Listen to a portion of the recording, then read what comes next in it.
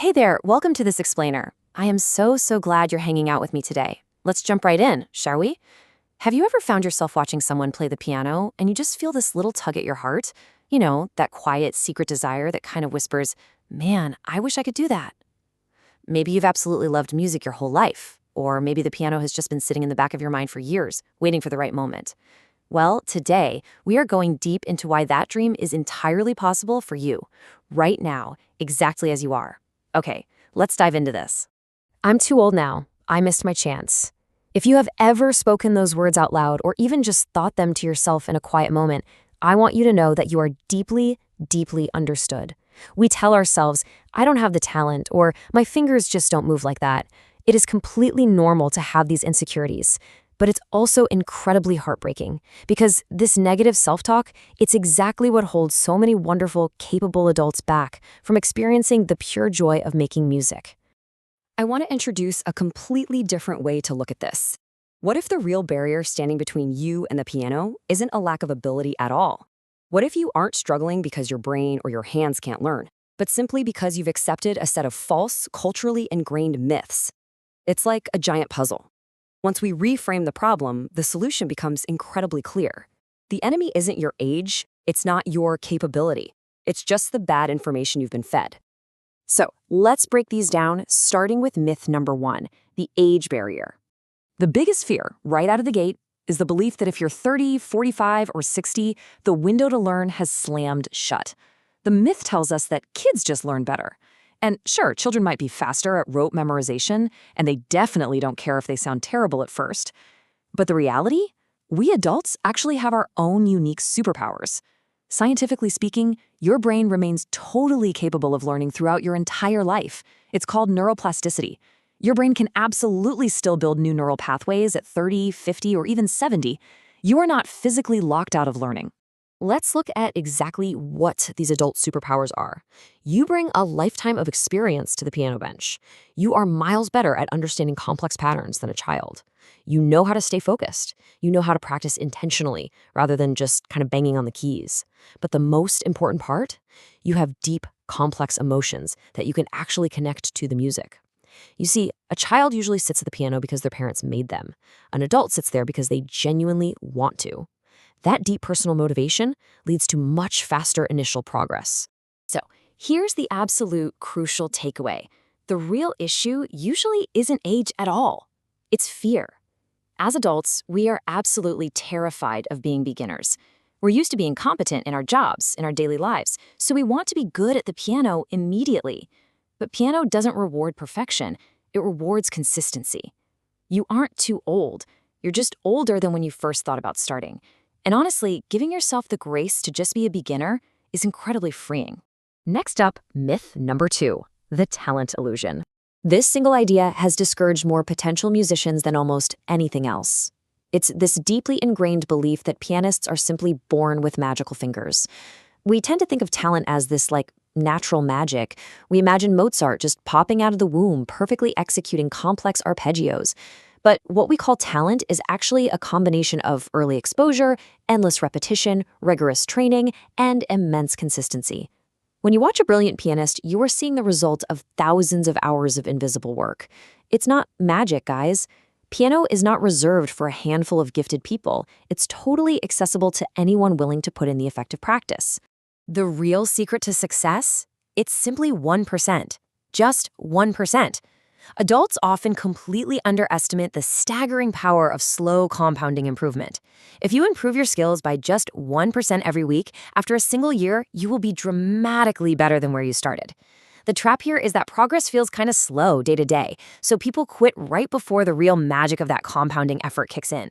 Consistent, tiny growth will absolutely outperform pure, raw talent over a year, for sure. We also really need to talk about the elephant in the room, social media. You know how it is. You scroll through your feed and see a 12-year-old prodigy playing some blindingly fast, impossible piece of music, and it's so easy to think, well, I can never do that. Please, don't compare your chapter 1 to someone else's chapter 15. It is an unfair distortion. Discipline, patience, and consistency matter way more than being special. That brings us to myth number 3, the childhood window. There's this lingering thought that if your parents didn't force you into lessons at age 7, the ship has sailed. But let's take a step back and be realistic about our goals here. Are you trying to perform a sold-out concerto at Carnegie Hall next month? Honestly, probably not. Look at these beautiful, healthy adult goals. Playing songs you genuinely love, relaxing and unwinding after a stressful workday, expressing yourself creatively, and fulfilling a lifelong dream. For these profound, incredibly worthy goals, you absolutely do not need to start as a child. In fact, a simple melody can carry so much more emotional weight for you right now because you have the life experience to truly feel it. Sometimes we tell ourselves, I just don't have enough years left to become good at this. But what's the alternative? Doing nothing for the next 10 years? The time is going to pass anyway. Imagine if you start now. 1 year from now, you could be sitting down playing real music. Choosing to learn something new as an adult, choosing growth over comfort, that shows immense courage. It's something to be incredibly proud of. Now, let's look at myth number 4, the daily grind. As adults, we have jobs, we have families, we have so many responsibilities. The idea of fitting a rigorous piano schedule into all of that just feels suffocating. The internet loves to make it sound like if you miss a single day of practice, your journey is over, that you have to practice an hour a day or there's simply no point.